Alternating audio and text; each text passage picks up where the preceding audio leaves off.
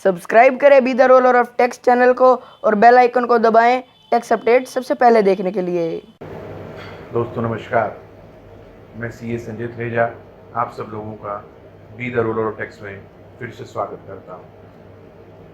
आज जो हम लोग डिस्कशन करने जा रहे हैं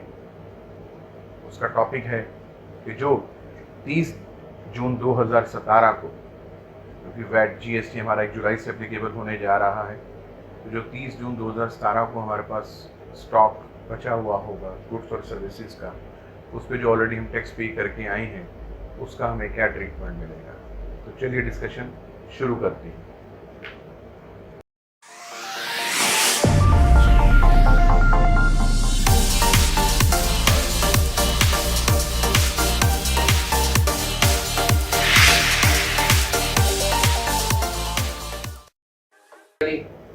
जीएसटी का सबसे ज़्यादा जो प्रभाव आज हम लोग नोटिस कर रहे हैं वो छोटे और मध्यम व्यापारियों पर नोट कर रहे हैं। पिछले कई दिनों से उन्होंने माल खरीदना भी बंद कर दिया है कि पता नहीं जीएसटी में उसका हमें क्या ट्रीटमेंट मिलेगा, या जो टैक्सेस हम लोग पे करके आ रहे हैं उनका हम लोगों को आगे इनपुट टैक्स मिलेगा या नहीं मिलेगा, या उसको हम लोग अपनी बुक्स ऑफ अकाउंट्स में जब 1 जुलाई 2017 से जीएसटी एप्लीकेबल हो जाएगा उसको हम लोग कैरी फॉरवर्ड कर पाएंगे कि नहीं कर पाएंगे। जीएसटी मॉडल के अनुसार यदि एक रजिस्टर्ड पर्सन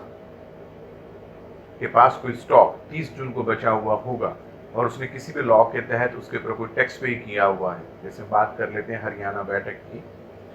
उसने अगर कोई माल खरीदा हुआ है और उसके ऊपर वैट वो पे करके आया हुआ है, सीएसटी वो पे करके आया हुआ है, तो 30 जून को जब वो अपनी रिटर्न फाइल करेगा फर्स्ट क्वार्टर की, तो उसको अपने रिटर्न के अंदर जितना भी स्टॉक उसने माल खरीदा है स्टॉक के रूप में उसका बचा हुआ उसको परचेज के अंदर वो मेंशन करना पड़ेगा, और जो भी इनपुट टैक्स उसका बुक्स ऑफ अकाउंट से कैरी फॉरवर्ड हो रहा है या उसके पास बच रहा है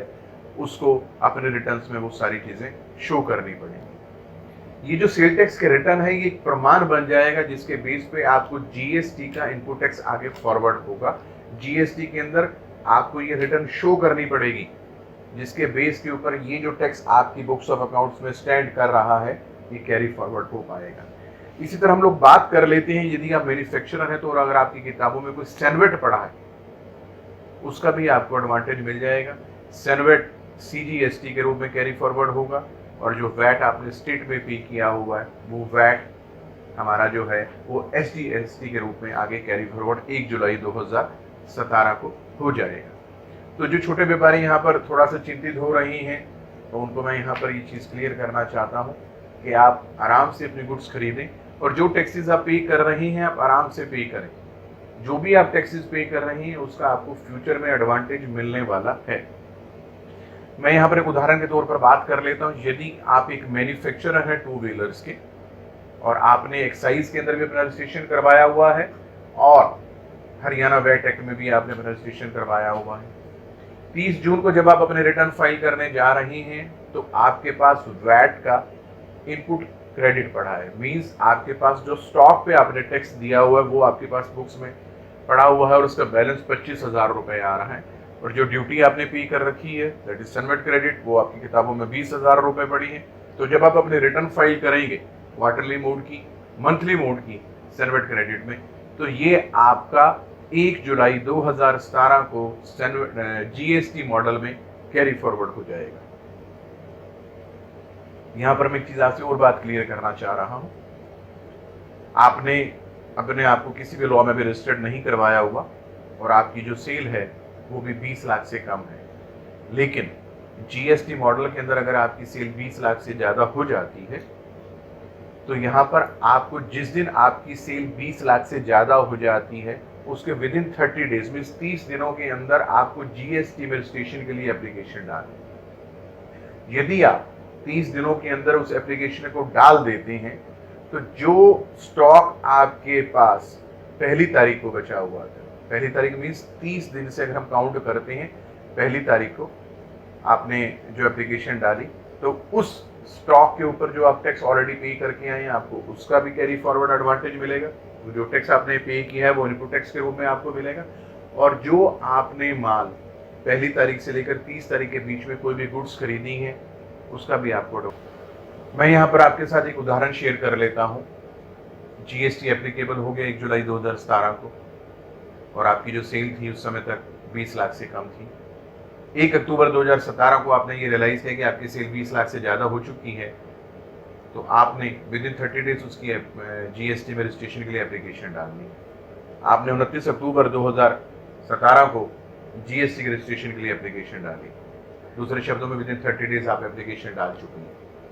इस कंडीशन के अंदर जो स्टॉक आपके पास 1 अक्टूबर 2017 को था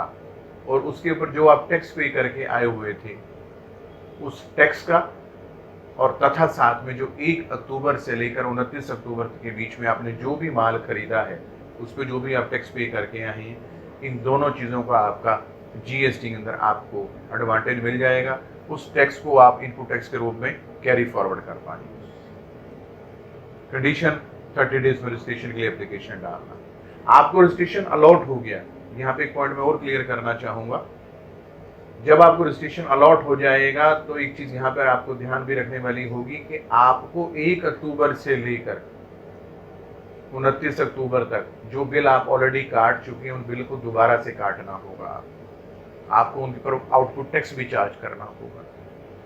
और ये बिल काटने की जो डेज की जो लिमिट है वो विद इन 30 डेज।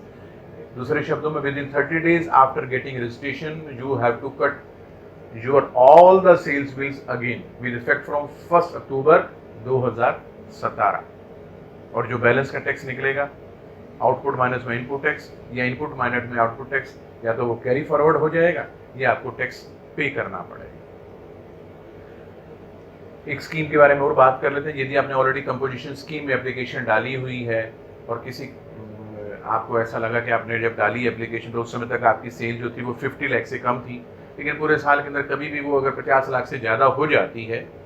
तो आप कंपोजिशन स्कीम से सिंपल स्कीम में सिंपल रजिस्ट्रेशन में आपका ट्रांसफ़र हो जाएगा।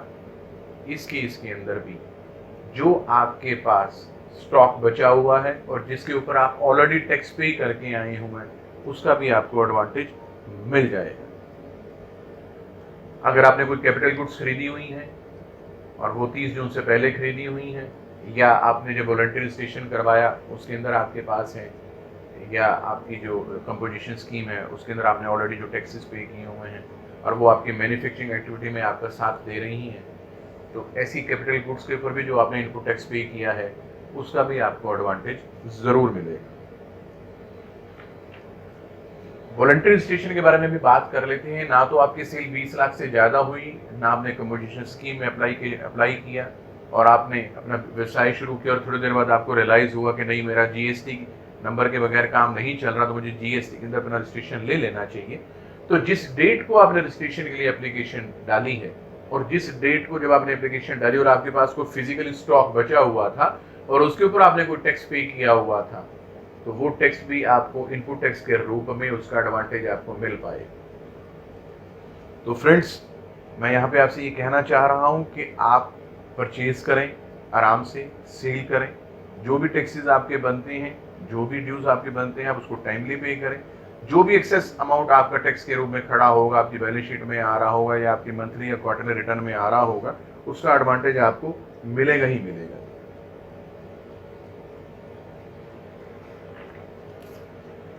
फ्रेंड्स, आपको ये हमारा वीडियो कैसा लगा? आप इसे लाइक करें, हमारे इस चैनल को सब्सक्राइब करें, आप अपने दोस्तों से इस वीडियो के बारे में डिस्कशंस करें, उनको शेयर करें।